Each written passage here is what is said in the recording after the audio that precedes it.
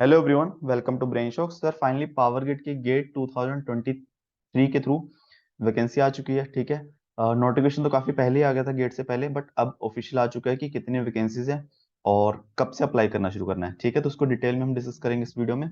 और इलेक्ट्रॉनिक्स का थोड़ा कट ऑफ, मतलब कब तक कहाँ कौन से रैंक तक अप्लाई करना चाहिए वो भी डिस्कस करेंगे। ठीक है, अप्रोक्सीमेट ओनली इलेक्ट्रॉनिक्स का।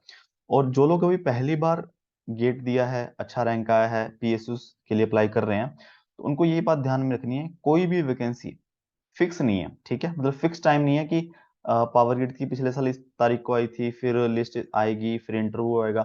कुछ फिक्स नहीं है, हर कोई पीएसयू अपने हिसाब से काम करती है। ठीक है, तो ये बात आपको अपने दिमाग में रखनी है।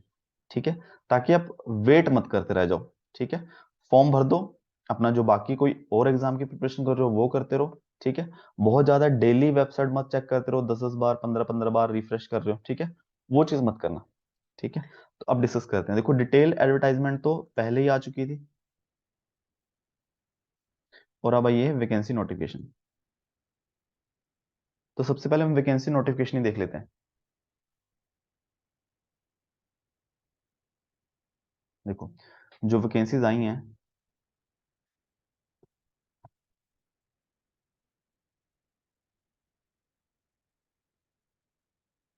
इलेक्ट्रिकल, सिविल, इलेक्ट्रॉनिक्स और कंप्यूटर साइंस में। ठीक है, तो नंबर ऑफ वैकेंसी सबसे ज्यादा इलेक्ट्रिकल में है। ठीक है, इलेक्ट्रिकल की अच्छी वैकेंसी आती है हमेशा हर साल।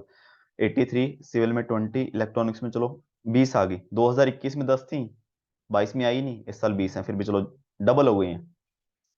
कंप्यूटर साइंस में 15 है।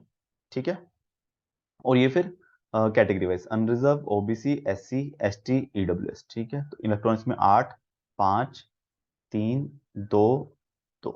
ठीक है, और इसके अलावा हमें फुल एडवर्टाइजमेंट में बाकी चीज पता चलेगी। ठीक है, इसमें और एक और चीज दी हुई है कि अप्लाई कब से करना है, 27 मार्च से 18 अप्रैल तक। ठीक है, आपको ओनली 20 दिन के आसपास मिलेंगे, और 500 रुपये फीस है।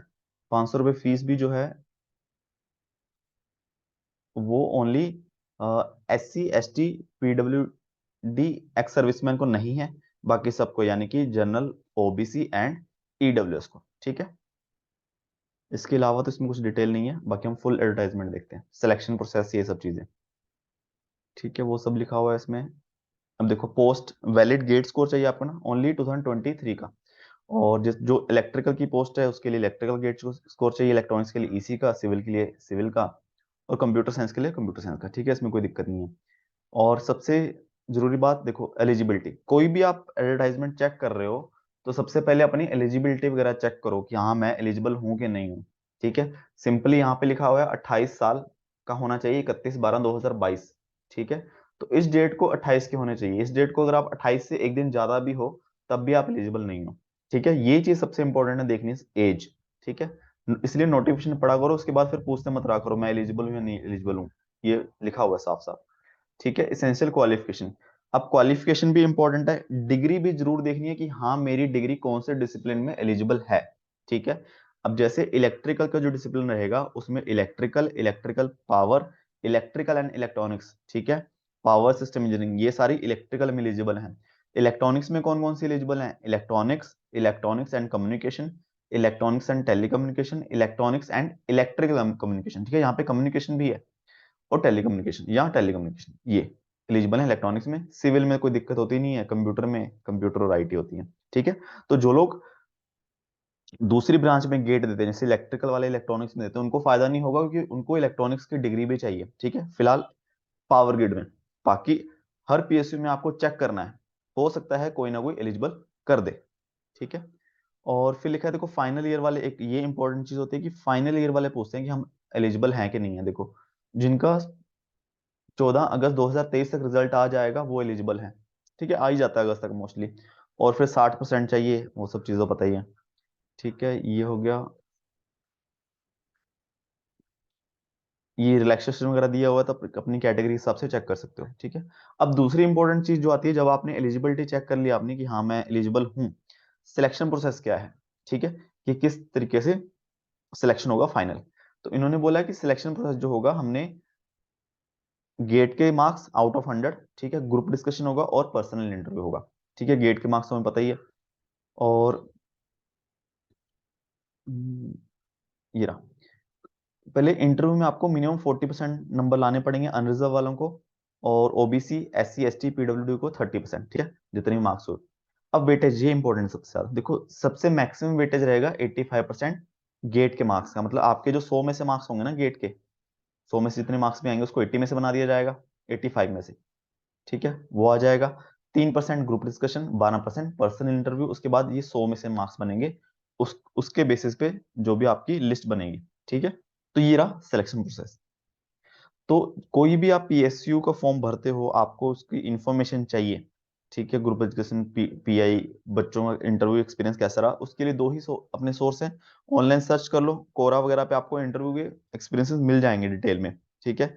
और दूसरा है यूट्यूब, ठीक है। तो कोई भी आप फॉर्म भरते हो तो तुरंत आप थोड़ा एक्सप्लोर करना स्टार्ट कर दो चीजों को,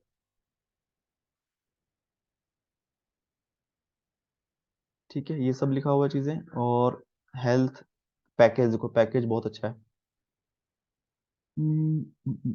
अच्छा हाँ, इस साल क्या हो गया, देखो इस साल जो पे स्केल है वो 40,000 कर दिया है ड्यूरिंग ट्रेनिंग, और ट्रेनिंग के खत्म होने के बाद 50,000। अच्छा, ये एक चीज ये भी दिक्कत हो गई कि पहले जो 2021 में रिक्रूटमेंट आया था वहां पे ये स्केल 60,000 था, ठीक है। तो जैसे एनटीपीसी ने कम कर दिया है, 60 से 50 किया, फिर 50 से 40 कर दिया, इन्होंने भी 60 से 50 कर दिया है बेसिक, ठीक है। तो ये एक नुकसान हो गया इस साल वालों को। अब है सर्विस एग्रीमेंट बॉन्ड, 5 लाख का बॉन्ड है जनरल वालों के लिए, 2.5 लाख का बॉन्ड है एस सी एस टी वालों के लिए, ठीक है। तो मतलब अगर आपने एक बार ज्वाइन कर लिया और आप छोड़ना चाहते हो 3 साल से पहले, तब आपको 5 लाख रुपए देने पड़ेंगे, इसका ये मतलब है, ठीक है। और तो कुछ इंपॉर्टेंट इन्फॉर्मेशन नहीं है, उसके अलावा तो बस आपको वही देखना पड़ेगा, फोटो वोटो का, ठीक है। और अगर हम बात करें कि कब तक कहाँ तक अप्लाई करना चाहिए, देखो टोटली गेस है, क्योंकि कंफर्म नहीं रहता है कि कितने लोग अप्लाई करने वाले हैं, ठीक है। और वैसे अगर देखा जाए इसकी कट ऑफ मेरे हिसाब से हाई रहने के चांसेस ज्यादा हैं, क्योंकि ये पहले रिक्रूटमेंट है, ठीक है। जब जब टाइम के साथ साथ टाइम निकल जाता है, मान लो किसी ने एमटेक में एडमिशन ले लिया, ठीक है, तब रिक्रूटमेंट आती है, तब उसका ऑब्वियसली कट ऑफ कम जाता है, क्योंकि बंदा सेटल हो जाता है तब तक। ये पहले ही रिक्रूटमेंट है, इसमें सब लोग ही भरेंगे ऑलमोस्ट, ये मान के चलो, ठीक है। और जो जो कॉलिंग रेशियो है वो इन्होंने कहीं मेंशन नहीं किया कि हाँ स्पेसिफिकली हम इतने लोगों को ही बुलाएंगे एक सीट के लिए। जो मैंने ऑब्जर्व किया है पिछले रिक्रूटमेंट से, वो 4 से 5 गुना लोगों को बुलाया जा रहा है, ठीक है, 4-5 टाइम्स। तो हम 5 गुना लेके मान लेते ना अपने फायदे के लिए, क्या उम्मीद लेके, कि जैसे इलेक्ट्रॉनिक्स की हम बात करते हैं कि 8 जनरल की वैकेंसीज हैं, 8 5 40 लोग बुलाए जाएंगे, ठीक है।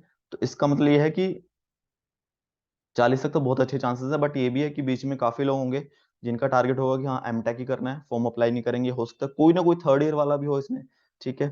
अब ये भी हो सकता है कि किसी की एज निकल गई हो, ठीक है।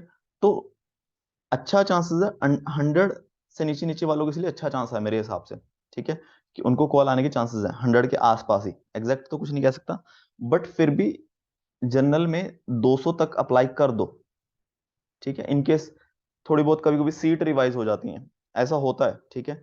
चलो ये है कि 20 है इलेक्ट्रॉनिक्स की, ऐसे नहीं 20 की 100 हो जाएंगी, 2-4 सीट भी बढ़ गई, उन्होंने 5-10 कैंडिडेट और नए बुला लिए, उसके बीच में आपका नंबर आ जाए, ठीक है, ये चांसेस हैं।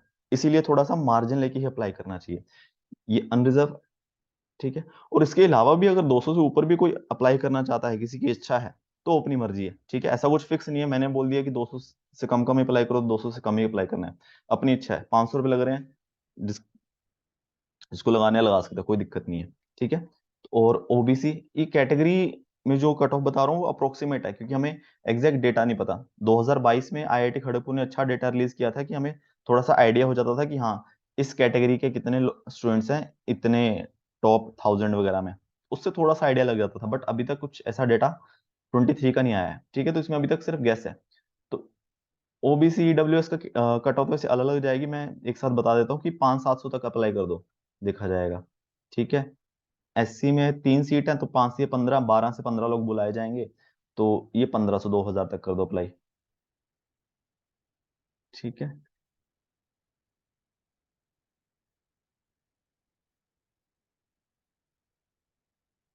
एसटी में कितनी सीट है, 2 ही सीट है वैसे, 3,3500 तक कर दो, है ना। देखो SC ST में फीस भी नहीं है, तो आपको सिर्फ फॉर्म ही भरना है ना, तो ज्यादा सोचो ही मत, चुपचाप अप्लाई कर दो, अपना बैठ जाओ आराम से, देखा जाएगा फिर।